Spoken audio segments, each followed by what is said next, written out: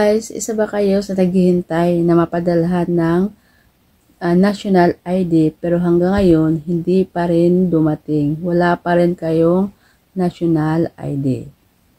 At dahil dyan, ang government ay naglunsad ng digital national ID na makukuha sa online or sa e-gov apps. Ito, ayan.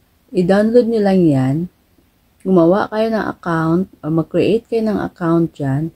At kapag meron na kayong account, napakabilis na lang kunin yung digital national ID. At kung gusto nyo malaman kung paano, watch my video. And guys, i-click nyo lang tong apps na egov.ph. Yan. Then, login lang kayo kapag meron na kayong naka-create na kayo ng account.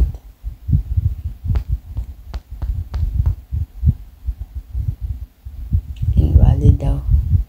Okay.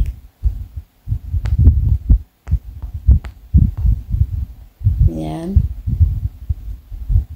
So, ito na yung makikita nyo. Ito yun. So, marami lang services dyan. Dito din tayo kukuha ng e-travel natin. Sa mga FW na uuwi, dito kayo kukuha ng e-travel. Pwede rin kayo ditong maghanap ng trabaho. Ayan. Ayan, may sila. E-jobs. Ayan. Tignan natin yung e-jobs. So, go to my resume. Ayan. Diyan na kayo gumawa ng resume agad-agad. Okay? Kung gusto yung kung naghanap kayo ng trabaho. So, ngayon, dito rin, ayan, may PhilHealth, GSIS, mga local services government nila. Ayan. Ito yung local services. Municipality of Opol. Meron pala dito, business permit licensing, BPN. Pwede rin dito. Then, so maraming dito, pwede rin tayong kumuha ng, tignan natin itong more. Sa mga FW, ayan, ito. Yung OWA, ayan. Yung record natin sa OWA, dito na OEC. Pwede na rin dito tayo kumuha sa OEC information. Driver's license. I-click ko nga itong OEC. So, kailangan muna natin mag-capture ng passport. Okay, so, hindi tayo dyan. Dahil ang kukunin natin is digital national ID. So, sa mga naghihintay ng forever, ay hindi pala. Sa mga naghihintay ng physical ID, hindi pa dumating hanggang ngayon, ay pwede yung tingnan ang inyong digital ID dito sa egov.ph app. So, punta lang kayo dito sa blue nito, ayan. I-click lang natin yan. And then, bakit ito lumabas? Ulit. Click lang natin yan. So, ayan siya. Ayan. So, ito na yung digital national ID ko. Ayan. So, para makita yung likod, para makita yung likod, kasi front to ayan. I-click lang natin tong, i-close lang natin yan. Ayan.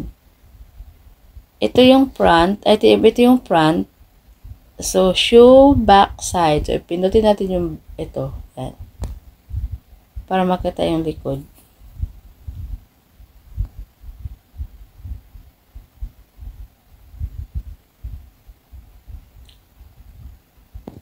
Bumalik siya. Ulit natin. Show back side. Ayan.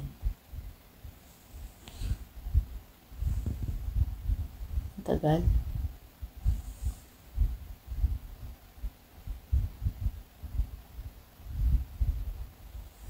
Harap pa din. Show back side. Pindot natin again.